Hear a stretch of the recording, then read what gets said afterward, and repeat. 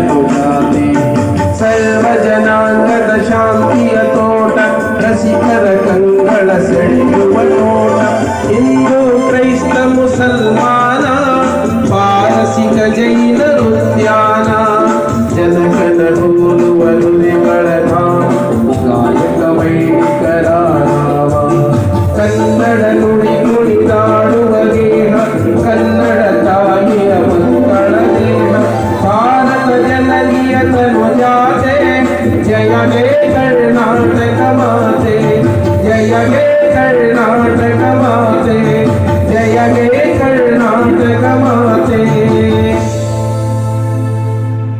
ಸಚಿವರು ಅಷ್ಟೊಂದು ಒತ್ತಡದ ಮಧ್ಯೆಯೂ ಕೂಡ ವ್ಯಸನ ಮುಕ್ತ ಸಮಾಜವನ್ನು ನಿರ್ಮಾಣ ಮಾಡುವಂತಹ ದಿಶೆಯಲ್ಲಿ ಕಾರ್ಯಕ್ರಮಕ್ಕೆ ಬಂದು ಉದ್ಘಾಟನೆ ನೆರವೇರಿಸಿದ್ದಾರೆ.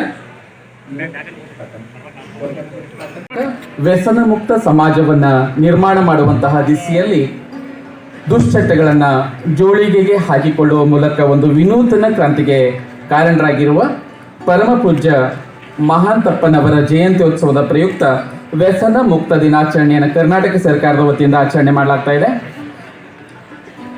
ವ್ಯಸನ ಮುಕ್ತ ದಿನಾಚರಣೆಯ ಮೂಲಕ ಯುವ ಜನರಲ್ಲಿ ವ್ಯಸನಗಳ ಬಗ್ಗೆ ಜಾಗೃತಿಯನ್ನು ಅರಿವನ್ನು ಮಾಡುವಂತಹ ದಿಸೆಯಲ್ಲಿ ಈ ಒಂದು ಕಾರ್ಯಕ್ಕೆ ಯುವಕರಾದಂತಹ ತಾವುಗಳು ಕೈ ಜೋಡಿಸಬೇಕೆನ್ನುವಂತಹ ಸದಾಶಯದೊಂದಿಗೆ ಸನ್ಮಾನ್ಯ ಜಿಲ್ಲಾ ಉಸ್ತುವಾರಿ ಸಚಿವರು ಈ ಜ್ಯೋತಿ ಬೆಳಗಿಸುವಂತಹ ಕಾರ್ಯಕ್ರಮಕ್ಕೆ ತಮ್ಮನ್ನ ಸಾಕ್ಷಿಯಾಗಿಸುತ್ತಿದ್ದಾರೆ.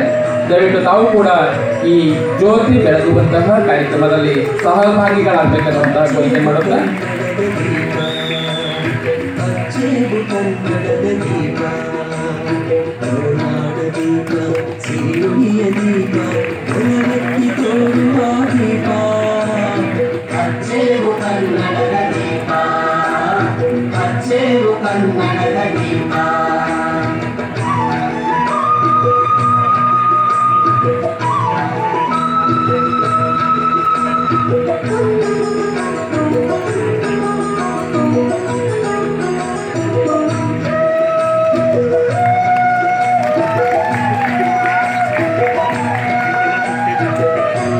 ಜ್ಯೋತಿ ಬೆಳಗೋದ್ರೊಂದಿಗೆ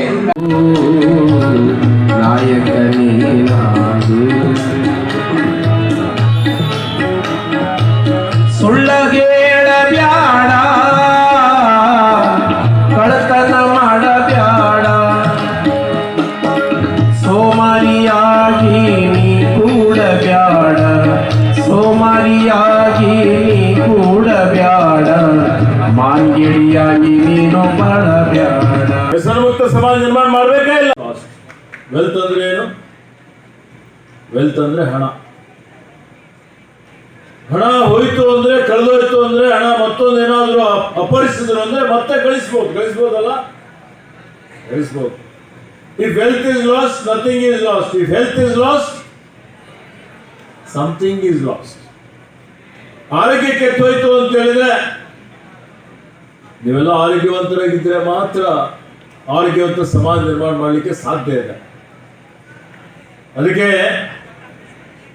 if health is lost something is lost. If character is last everything is last ಅಂತ ಹೇಳ್ತೀವಿ.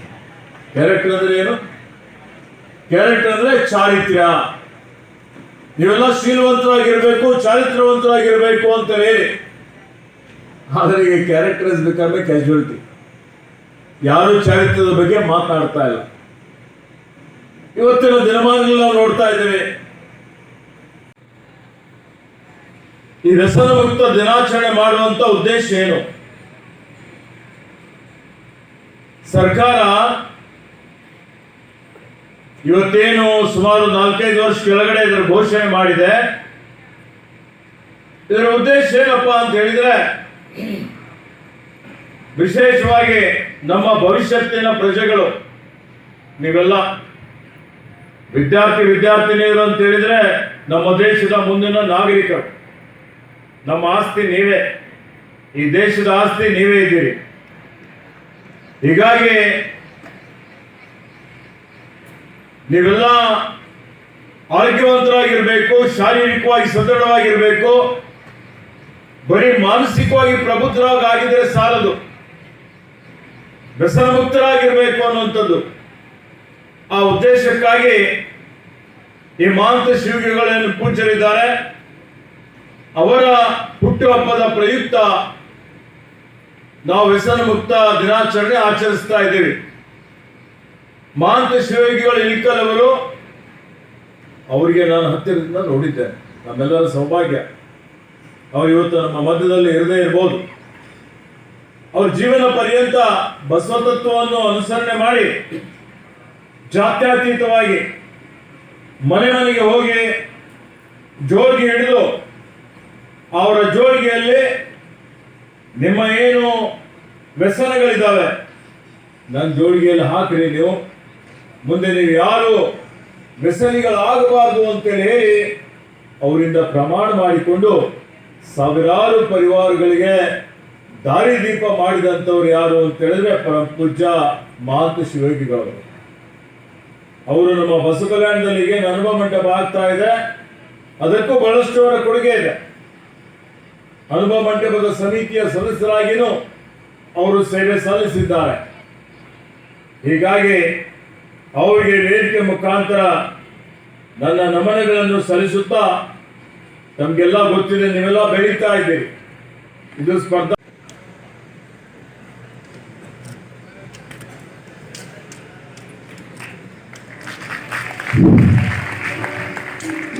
ಸರ್ ಅವರಿಗೆ ಜಿಲ್ಲಾಡಳಿತ, ಜಿಲ್ಲಾ ಪಂಚಾಯತ್, ವಾರ್ತಾ ಇಲಾಖೆ, ಪೀಟರ್ ಸಂಜೀವ್ ಕುಮಾರ್